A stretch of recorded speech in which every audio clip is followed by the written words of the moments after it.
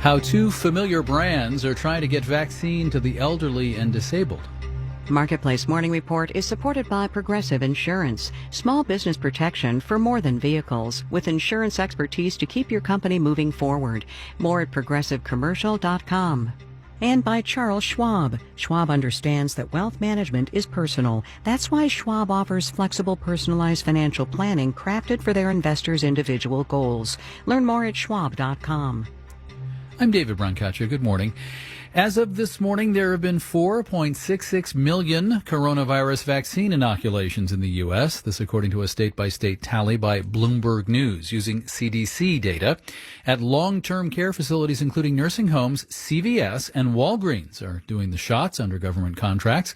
Someday, the general population can get vaccinated at local pharmacies. As part of our ongoing Fast Track series on the logistical challenges of getting the vaccine to our neighborhoods and the world, here's Marketplace's Marielle Segarra. The federal government has approved 2 vaccines so far. The Moderna one can be stored in a regular freezer, but the Pfizer vaccine has to be kept at a temperature of minus 76 degrees Fahrenheit or colder, which requires a special ultra-cold freezer. Retzef Levy at the MIT Sloan School of Management says most pharmacies don't have those. They are not very common, they're very expensive, and it's going to be unreasonable to expect that you can actually deploy them to all the stores. He says most likely retailers will keep the Pfizer vaccines in those special freezers at central locations until they decide which stores to send them to and how many doses to send. CVS told us that's basically what it's doing right now, using about 1,100 of its stores as distribution hubs. Once vials of the Pfizer vaccine are put into regular fridges at your local pharmacy, you have about 5 days to actually use it. And so the retail chains will have to predict how high demand will be at each store so they don't end up wasting doses. Another challenge, the vaccines that have been approved by the federal government require 2 shots several weeks apart. How do you actually make sure that everybody got 2 doses, right? And how do you maintain a record of that? Because customers may eventually need to prove they were fully vaccinated to board a plane or go to a concert or even go to work. Retailers are also trying to hire tens of thousands of pharmacy workers to prepare for this moment. Robert Huckman at Harvard Business School says they'll have to decide how to describe these jobs to their new staff. How long can they expect to remain employed? Because once we get through this initial phase of vaccination, will there be stable employment for them within our organization? And Huckman says retailers will have to make space in their stores so people can line up safely while they wait to be vaccinated. Our retail footprints are very, very tight. So you could imagine that in a pharmacy, thinking about where's that space for someone to wait. On top of all that, there isn't one clear set of rules that says who should be first in line for the vaccine. The federal government gave recommendations, but it left the final decisions and the logistics up to the states. Dan Mendelsohn is founder of the consulting firm Avalere Health. The fact that it is now being worked out by 50 states and additional municipalities is causing unnecessary bureaucratic friction and slowness. He says CVS, Walgreens, and other retailers will have to keep track of all these rules, which makes the rollout even harder.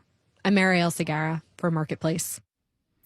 The New York Stock Exchange has done an about-face. After an executive order from President Trump, it was fixing to kick out 3 big China-based telecommunications companies. But now the stock exchange says they can stay. Marketplace's Nancy Marshall-Genzer explains.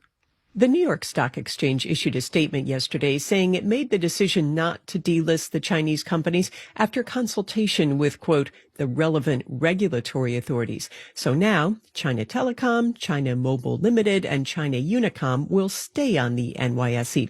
A Chinese Foreign Ministry spokesperson said U.S. political forces were trying to suppress foreign companies listed on U.S. stock exchanges, adding that, quote, the status of the U.S. as an international financial center depends on the trust of global companies. The NYSE had planned to drop the Chinese companies to comply with an executive order from President Trump, which barred U.S. firms from investing in companies the Trump administration says have ties to the Chinese military. I'm Nancy Marshall-Genzer for Marketplace. After the Dow fell 1.3%, 382 points yesterday, the first trading day of the new year. Right now, Dow, S&P, and NASDAQ futures are each up 0.1%. Bitcoin, cryptocurrency, is down 2.7%, but still above $31,000. Marketplace Morning Report is supported by Avalara. Avalara has been working to take human error out of the tax compliance process using cloud-based real-time rate calculation and automatic return filing. Avalara, tax compliance done right. AVALARA.com. And by GEP, helping transform supply chains with strategies, services, and software, including GEP Smart and GEP Next, AI-based digital procurement and supply chain platforms. And by C3.ai. C3.ai software enables organizations to use artificial intelligence at enterprise scale, solving previously unsolvable business problems. Learn more at C3.ai. As part of COVID relief from Washington, there's a 15% increase in food stamps per person through June. SNAP, the Supplemental Nutritional Assistance Program. Marketplace's Samantha Fields reports. This is the second time since the pandemic began that Congress has voted to increase SNAP benefits. But the first time, the people who were most in need didn't get an increase because they were already getting the maximum benefit. Those households will get more SNAP benefits now. Adam Morgan at the Greater Pittsburgh Community Food Bank estimates it'll be an extra $30 a month per person. It can, help a parent eat themselves while, they're trying to also make sure that their kids eat. The increase in SNAP benefits, plus an additional $300 a month in federal unemployment benefits, should help reduce food insecurity, says Stacey Dean at the Center on Budget and Policy Priorities. Evidence from the Great Recession was that increasing SNAP absolutely reduced food insecurity for the households who got the benefit. The hunger relief organization Feeding America estimated that around 50 million people experienced food insecurity because of the pandemic last year. I'm Samantha Fields for Marketplace. In the final days of the Trump administration here, the push to open up Arctic lands for oil drilling. Yesterday, the Bureau of Land Management released its plan for relaxed drilling standards in a 23 million acre section of Alaska. Tomorrow, there's an auction for rights to take oil in more of the Arctic National Wildlife Refuge. Our producers are Meredith Garrettson, Stephen Ryan, Daniel Shin, and Erica Soderstrom.